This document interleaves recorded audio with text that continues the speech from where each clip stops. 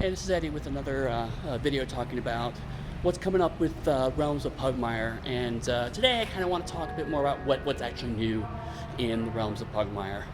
And there's both a lot and nothing too surprising in the sense of there's been a lot of refinements of the rules. Definitely things like clarifying how the tricks work, how spells work, so on and so forth.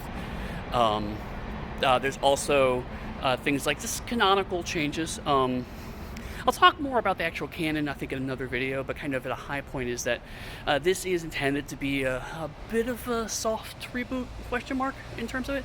The first game is in continuity with the second game, but there's things I wrote down when I first made this game 7 years ago, even before I published it 5 years ago. I've been working on it for a couple of years, and I was just kind of making certain decisions because I wasn't sure if anyone was going to buy this silly little dog game. So I was kind of just making decisions on what I think would work for the book I had.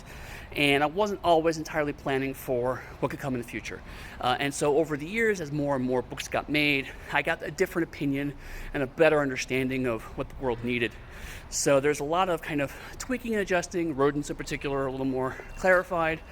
For some reason, I used rats a lot in the first edition as opposed to mice. I just didn't think about mice. I just weird kind of mice didn't exist spot in my head. But also things like, just making sure that the rules kind of flow together better. They work more, and they emphasize more things that I wanted them to emphasize. So if you've played Pugmire, there's a lot there that's going to be familiar. But I personally feel like there's going to be a lot of changes to kind of help make that experience even smoother and better than it was before. And there are some actual really core system changes that don't change so much as emphasize and polish the experience. And maybe I'll talk about that in the next video, but at the end of the day, it's like the list of things that are new is pretty extensive, but none of it's going to be a huge surprise to hardcore fans.